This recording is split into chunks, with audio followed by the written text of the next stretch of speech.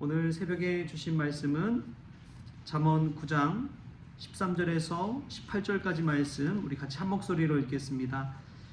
미련한 여인이 떠들며 어리석어서 아무것도 알지 못하고 자기 집 문에 앉으며 성읍 높은 곳에 있는 자리에 앉아서 자기 길을 바로 가는 행인들을 불러 이르되 어리석은 자는 이리로 돌이키라. 또 지혜 없는 자에게 이르기를 도둑질한 물이 달고 몰래 먹는 떡이 맛이 있다 하는도다. 오직 그 어리석은 자는 죽은 자들이 거기 있는 것과 그의 객들이 수월 깊은 곳에 있는 것을 알지 못하느니라. 아멘. 할렐루야. 말씀에서 귀한 은혜가 저와 여러분에게 있기를 소망합니다.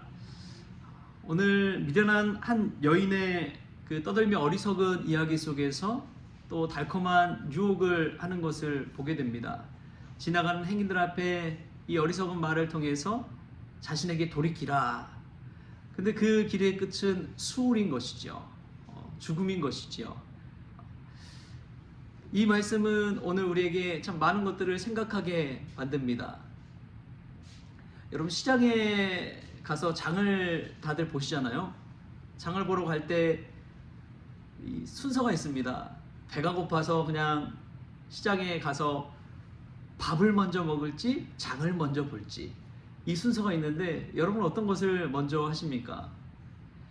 배가 고프니까 시장에 가면 얼마나 많은 음식들이 있어요. 여기저기서 왁자지껄하고 이것 좀 먹어보라고, 이것 좀 사가라고 막 이야기들 하죠. 그러면은 거기 혹해서 배고플 때 가면 다 맛있어 보이니까 이것저것 막 가득 사기 마련입니다. 그런데 가서 먼저 맛있는 음식을 그냥 하나 배부르게 탁 먹고 나서 이제 시장 바닥에 딱 나가면 그 사람들의 그 달콤한 유혹의 소리가 들립니까? 안 들립니까? 이제 잘 안 들려요. 배가 부르니까 이제 만사의 여유가 생기고 내 스스로 이제 이성적인 판단을 좀 할 수가 있는 것이죠. 그래서 장바구니에 내가 꼭 살 것만 사기 마련입니다. 오늘 이 달콤한 여인의 그 유혹 속에 넘어가는 이들을 보면은 자신 안에 뭔가 부족하고 또 어리석음이 있다는 것을 깨달을 수가 있습니다. 그래서 먼저 자신의 배를 채운 다음에 시장을 보는 것이 지혜인 것이죠. 우리가 어리석은 유혹이 가지는 특징이 있습니다. 그것은 한 번에 빨리, 한 번에 많이 하라는 거예요. 그리고 목적이 있는 삶이 아니라 목적이 없는 삶을 살게 만듭니다.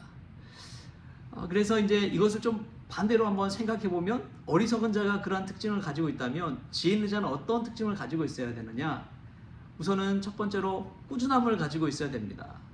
꾸준함에 힘이 있어요. 이제 날이 좀 풀리고 나서 많은 사람들이 이 낮에 나가보면 돌아다니는 것을 볼 수가 있어요. 평소보다 더 많은 이들이 이 날이 좋으니까 이렇게 나와서 운동도 하고 걷기도 하고 그러더라고요. 근데 여러분, 우리가 뭐 살을 뺀다고 다이어트 한다고 하루 그냥 정말 하루 종일 운동하면 살이 다 빠집니까? 그리고 나서 저녁에 밤에 가서 엄청 먹잖아요. 힘들다고, 배고프다고. 그게 사람입니다. 그런데 하루에 1시간 정말 꾸준히 운동하는 사람들을 보십시오. 정말 운동 잘하는 사람들은요, 꾸준하게 하루 1시간 정해놓고 딱 운동하는 거예요. 그런 사람들이 다이어트도 하는 것이고 건강도 지키는 것입니다. 이 꾸준함에 힘이 있습니다.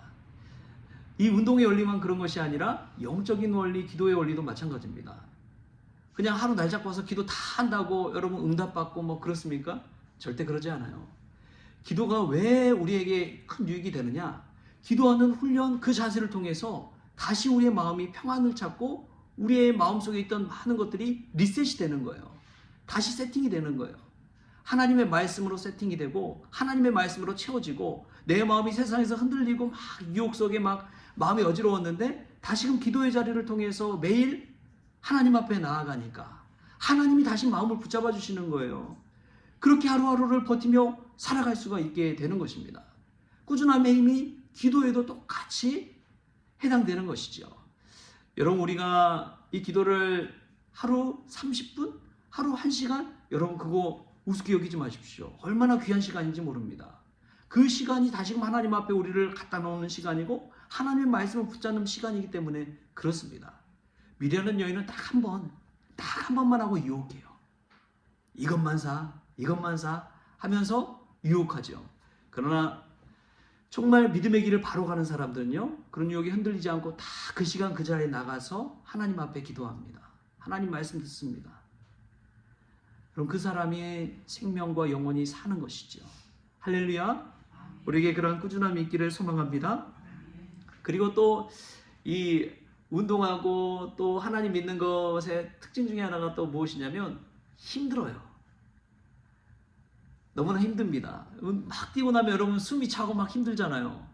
그런데 그럴 때 우리 몸에 생기는 게 뭐예요?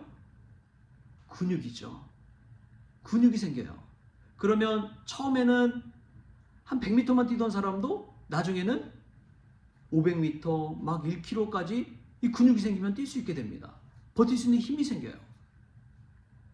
힘들지만 그것을 감내하고 인내하고 참고하면 그러한 힘이 생깁니다. 기도도 마찬가지입니다. 이 기도를 함 통해서 우리의 마음의 근육, 영혼의 근육이 생기는 거예요. 그래서 기도하는 사람들을 보면요, 고난이 처음에는 그 고난이 닥치면 늘 넘어졌던 사람이 기도함을 통해서 나중에는 그걸 버티잖아요. 이겨내잖아요. 처음에는 그렇게 기분 나빴는데 기도하면서 기도하고 마음이 단련되고 하나님의 말씀으로 채워지다 보니까 그렇게 나를 힘들게 하는 사람 이제 오히려 불쌍해 보이는 거예요. 저 사람 참 인생 불쌍하다. 왜 한 번뿐인 인생을 저렇게 남을 비난하면서 남을 힘들게 하면서 살까? 너무나 불쌍하다. 나에게 주신 그 시간 동안 하나님을 위해 할 일이 얼마나 많은데 그 시간 다 허비해버리고 남 비난하고 남 힘들게 하는 일에 저렇게 시간을 쓸까? 불쌍해 보이는 거예요. 기도하다 보면 고난과 인내를 견딜 수 있는 힘이 생깁니다. 그래서 힘든다는 것, 어렵다는 것, 그것은 다시 말하면 어쩌면 하나님이 우리의 기도의 근육, 마음의 근육을 키워주는 축복의 훈련이 될 수가 있는 거예요. 할렐루야. 어렵고 힘듦 속에서 하나님이 우리를 향하신 그 사랑의 마음을 깨달을 수 있기를 축복합니다. 그래서 정말 지혜로운 부자들은 그러잖아요. 자식들에게 재산 안 물려줍니다. 재산 안 물려줘요. 자식들이 혼자 크게 만듭니다. 자식들 높은 지위에 올려놓지 않고 낮은 자리부터 가서 배워라. 너희 스스로 경험해봐라. 너희 스스로 발버둥 쳐서 한번 올라와 봐라. 툭 떨어뜨려놔요. 그래서 힘들게 고난 겪어보고 돈 버는 게 쉬운 일이 아니구나. 이것을 한번 체험해보고 나서 스스로가 경영하고 깨닫는 지혜를 가지고 살아갈 수 있도록 돕잖아요. 여러분, 그것이 지혜입니다. 힘들게 한다는 것은요, 그 속에서 배움과 깨달음과 겸손함과 얼마나 풍성한 지혜들이 가득한지 모릅니다. 우리가 하루하루의 삶 속에 힘든 삶을 산다면 하나님께서 나의 믿음의 근육을 키워주시려고 하는구나 생각하시고 그 힘듦을 통해 하나님의 유익을 깨닫는 저와 여러분 될 수 있기를 축복합니다. 또 마지막으로 보면은 미련한 여인의 달콤한 유혹에 넘어가는 사람은요, 그 마음속에 욕심이 있어서 그래요. 욕심이 있어요. 나도 남들처럼 잘 살아보고자 하는 욕심, 나도 많은 것 갖고자 하는 욕심, 그 욕심 때문에 오히려 죽음의 길, 수월의 길로 넘어가는 경우가 많습니다. 스웨덴의 초호화 유람선 이두나호가 미국을 향해서 유유히 항해하고 있었습니다. 그러다가 202명이라는 승객이 타고 있었는데 거대한 군함과 충돌하는 사고가 발생이 되었습니다. 이날 이 구조 작업을 했던 패튼 선장이 그 유람선을 탄 승객들에게 외쳤어요. 모두 그냥 다 버리고 빨리 구명보트에 올라타십시오. 그런데 초호화 유람선이다 보니까 거기 사는 사람들이 다 대부분이 부자였어요. 그래서 목걸이며 귀걸이며 막 폐물 들고 보물 같은 것들을 막 챙기려고 막 하다 보니까 결국에는 그 202명 중에 34명만 목숨을 건졌다고 합니다. 그리고 나서 이제 이 패튼 선장이 보고서를 썼는데 이렇게 기록하고 있습니다. 만약 그들이 소유를 일찍 포기했더라면 이렇게 많은 희생자가 나오진 않았을 것이다. 물질에 대한 욕심이 사람들을 바다에 빠뜨렸다. 여러분, 달콤한 유혹에 넘어가는 것은 내 안에 욕심이 있기 때문에 그렇습니다. 욕심이 우리를 죽음의 길로 몰아가는 것이지요. 단순한 삶을 살아가는 사람들, 그 사람들은 어떻게 살아가느냐? 바로 자신의 갈 길을 가는 것이지요. 오늘 말씀 15절에 저는 참 이 말씀이 마음에 와닿았는데 15절 말씀 같이 한번 읽어볼까요?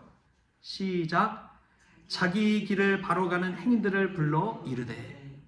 자기 길을 바로 가는 이들이 있어요. 아무리 불러도 자기 길을 가는 사람들이 있습니다. 우리 크리스천들이 그러잖아요. 예수님 가는 그 길을 따라가는 사람들, 예수님 닮아가는 사람들. 근데 그 길에서 점점점 멀어져 버리면 우리도 이 미련한 여인의 달콤한 유혹에 빠져버리는 거예요. 우리 크리스천을 다른 말로 하면 목적이 있는 삶을 산다고 합니다. 크리스천의 가장 큰 목적은 예수님 닮아가는 것입니다. 할렐루야. 우리 크리스천의 목적은 세상에서 성공이 아니에요. 세상에서 부자가 되는 게 아니에요. 예수님 닮아가는 것이 삶의 목적인 줄 믿습니다. 그 목적을 잃어버리면 다른 사람들의 유혹, 다른 사람들을 보기에 좋아 보여요. 그래서 그 사람 쫓아가요. 그 사람 쫓아가다가 많은 사람들이 그 길로 가서 다 패가망신하는 것 아닙니까? 영혼을 뺏겨버리잖아요. 예수님 닮아가는 그 길을 걷지 못하고.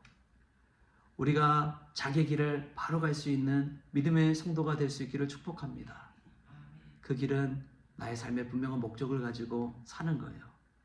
서두에 제가 시장 이야기를 했지만 정말 지혜로운 사람은 그래요. 시장에 가기 전에 살 목록들을 정해 놓습니다. 그리고 딱 그것만 사가지고 와요. 가서 이것도 있네 저것도 있네 하면서 막 사는 사람이 아니라 딱 살 것만 사고 와서 자신의 삶을 뚜벅뚜벅 걸어가는 것입니다.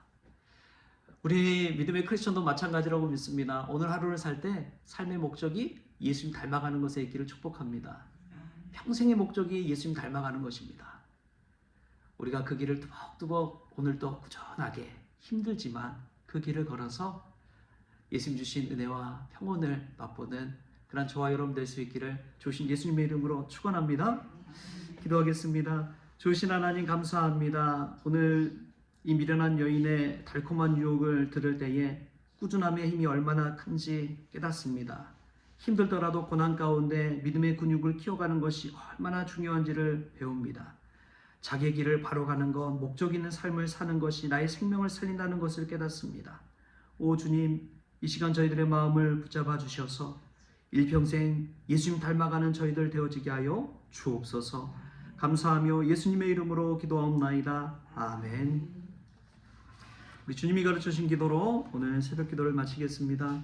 하늘에 계신 우리 아버지여, 이름이 거룩히 여김을 받으시오며 나라가 임하시오며 뜻이 하늘에서 이루어진 것 같이 땅에서도 이루어지이다. 오늘 우리에게 일용할 양식을 주시옵고 우리가 우리의 죄진 자를 사하여 준 것 같이 우리 죄를 사하여 주시옵고 우리를 시험에 들게 하지 마시옵고 다만 악에서 구하시옵소서. 나라와 권세와 영광이 아버지께 영원히 있사옵나이다. 아멘.